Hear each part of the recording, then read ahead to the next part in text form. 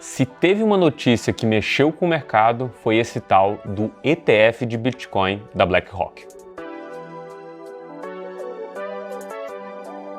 Olá, eu sou André Franco, Head de Research do mercado Bitcoin. Nesse vídeo eu vou contar para você o que está por trás de toda essa euforia do mercado em torno do ETF de Bitcoin da BlackRock. Mas primeiro a gente precisa entender o que diabos é esse tal de ETF e quem é a BlackRock em si. A BlackRock pode ser intitulada ali a maior gestora de ativos tradicionais do mundo. É uma empresa aí com algumas décadas de história que possui dentro do seu portfólio mais de 8 trilhões de dólares, aproximadamente ali, 9 trilhões de dólares sobre gestão. Essa empresa é basicamente o mercado inteiro e tem bastante influência no setor americano e também na política americana de modo geral. A BlackRock já é uma empresa muito conhecida por criar esses ETFs, que seria basicamente uma gestão passiva, onde você tem a possibilidade do seu cliente investir de forma direcional no ativo, e a gente entra no detalhe do que é um ETF logo. Mas voltando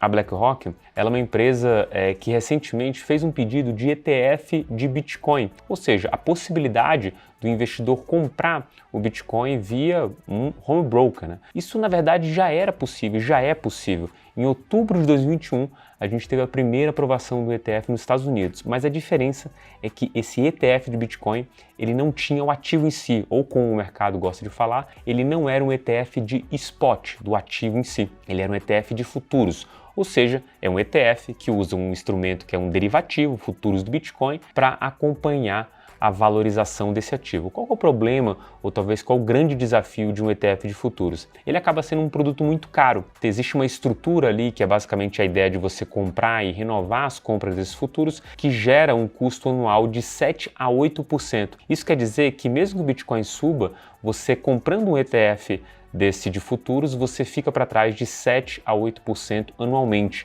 Isso faz com que, ao longo do tempo, esse ETF ele sempre fique para trás do Bitcoin e sempre cada vez mais para trás à medida que os anos passam. A possibilidade, talvez até a solução para esse tipo de ETF é o ETF de spot, que basicamente compraria o Bitcoin de um lado e ofereceria uma cota desse fundo, desse ETF, para as pessoas comprarem. Até então, a SEC tinha negado todos os pedidos de ETF desse modelo justamente por justificar que a negociação do Bitcoin ou do spot, ele era não majoritariamente dentro dos Estados Unidos, diferente dos futuros de Bitcoin. À primeira vista parece algo até meio insano de pensar que a SEC autorizou um ETF de derivativo de um ativo, mas não do ativo em si. O mercado cripto recebeu essa notícia lá atrás, em outubro de 21, com o primeiro ETF aprovado, e a ideia de que posteriormente a SEC aprovaria um ETF de spot. Isso não aconteceu. Por isso o tamanho da euforia em torno do feeling, né, do preenchimento ali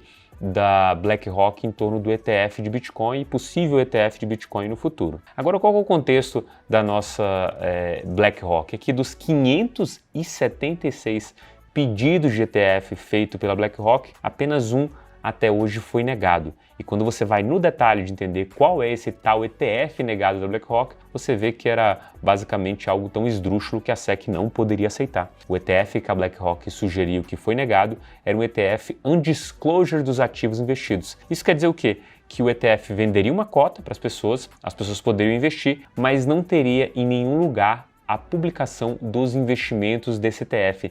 Não estaria claro o que estaria por trás, justamente porque seria um ETF ali sem disclosure, sem dar nenhuma publicidade daquilo que estava sendo investido. Obviamente, esse cenário fez com que o ETF não fosse aprovado, mas esse histórico de 576 pedidos e só um sendo negado é o que causou aí uma euforia gigantesca no mercado de que a BlackRock se preparava realmente para ter o seu ETF aprovado e, dado toda a influência dessa empresa no mercado americano, era quase certo que isso aconteceria. A gente não sabe quando esse ETF vai ser aprovado, mas a gente entende sim que seria um marco muito interessante no mercado. Mas aí você deve estar se perguntando na sua casa. Você falou de BlackRock e repetiu pelo menos umas 30 vezes aí a palavra ETF. Que diabos significa ETF? ETF é a sigla para Exchange Traded Fund, que é basicamente um fundo de índice ou um fundo com uma cota negociada dentro do seu home broker. Esse estilo de investimento ele ficou muito conhecido quando Warren Buffett fez uma famosa aposta contra os fundos de hedge. Ele acreditava que os fundos de hedge, ali, um conjunto de fundos de hedge, não bateria o S&P e ele acabaria ganhando simplesmente por investir naquele que era o investimento mais fácil, sem a necessidade de uma gestão ativa. Quando você dilatava o tempo, no caso da aposta do Warren Buffett era mais ou menos 10 anos, o S&P bateria esse conjunto de hedge funds. Foi isso que foi acontecendo ao longo do tempo e já no final da aposta, só um milagre salvaria os hedge funds de perder contra o S&P. E foi exatamente essa postura de Warren Buffett de investimento passivo que fez os ETFs ficarem tão famosos. A possibilidade de que você compre um ativo hoje que ele acompanhe simplesmente o mercado. No caso do ETF do Bitcoin, é um ETF que acompanha a valorização do Bitcoin. No caso de um ETF de bolsa local, seria um ETF que acompanha a valorização das empresas ou do conjunto das empresas localmente conhecido como Ibovespa. É o nosso investimento de forma passiva. Isso naturalmente atraiu uma grande quantidade de investidores, até por isso a BlackRock, que também é uma gestora de fundos passivos, conseguiu abocanhar essa quantia trilionária de ativos sob gestão. Sabendo disso, o que é a BlackRock e o que é esse tal ETF, a pergunta que fica no ar é o sentido da euforia para essa aprovação. E aqui vale a contextualização de em que momento isso aconteceu e por que o mercado ficou tão assustado, atônito e depois criou-se uma expectativa muito grande. Junho foi um mês um pouco estranho para o mercado cripto e basicamente ele representou ali o que aconteceu durante todo o ano de 2023. A SEC, que é a CVM americana, ela foi para cima das empresas de cripto e basicamente entrou num ataque, ali, num embate contra a Binance, que é a maior corretora do mundo em volume, e a Coinbase, que seria a queridinha do mercado americano no quesito cripto. Ela simplesmente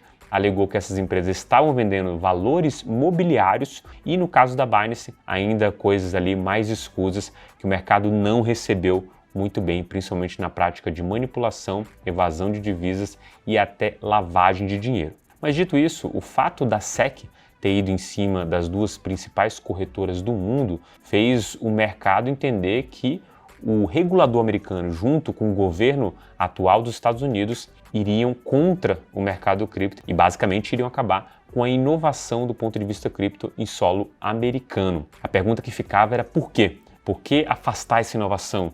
Por que ir contra a Binance, que seria uma corretora estrangeira, e também ir contra uma corretora local, que inclusive tinha feito o IPO dentro da Nasdaq? Por que aprovar o IPO dessa empresa lá atrás e agora simplesmente criar uma caça às bruxas a essas duas empresas? Naturalmente, quando veio o primeiro feeling aí do ETF de Bitcoin da BlackRock, o mercado se perguntou se não era isso exatamente que estava acontecendo. Dado a influência da BlackRock, o quanto que ela teria organizado todo esse ataque às empresas native cryptos e, em detrimento disso, fazer com que o ETF fosse aprovado, né? Isso talvez um papo aí meio de teoria da conspiração ou de papel alumínio na cabeça, como diria o meu time, mas o fato é que a concatenação desses episódios fez o mercado se assustar e, mais recentemente, quase no fechar ali de junho, a gente teve a aprovação de fato e a negociação no dia 26 de junho de um ETF alavancado. Esse ETF alavancado possibilitava que eu, comprando uma cota desse ETF, eu tivesse uma posição dobrada em Bitcoin e isso tanto me favoreceria numa alta quanto acabaria me dando mais prejuízo numa queda do Bitcoin. Isso quer dizer, pessoal, que quando a gente olha para esse cenário de ETF, dado o feeling da BlackRock e o posterior aprovação de um ETF desse, a gente começa a entender no nosso lado que a SEC, na verdade, escolheu ali, ou pelo menos está mostrando uma direção de para onde o mercado deve andar. E ela não é tão simpática quanto a negociação direta de ativos, mas tem se mostrado muito simpática essa negociação indireta via ETFs. Isso naturalmente pode mudar ao longo dos anos, mas a nossa leitura primária aqui é que, primeiro, o ETF da BlackRock deve sim mover o ponteiro do mercado cripto no momento que for realmente aprovado. O ETF alavancado ele seria uma possibilidade dos investidores institucionais apostar de forma unidirecional no Bitcoin de maneira alavancada. E o terceiro ponto é que a SEC sim fez todo um mandato aí contra o mercado cripto e agora está abraçando a inovação de outra forma, selecionando os ETFs de Bitcoin como os principais ganhadores aí na infraestrutura que vai ser montada no mercado americano. Eu vou terminando esse vídeo aqui, mas antes de acabar eu queria pedir um favor para você. Que você comente aí embaixo como você recebeu essa notícia do ETF da BlackRock e também o que você espera para o mercado nos próximos 12 ou 18 meses. Um forte abraço e até o próximo vídeo.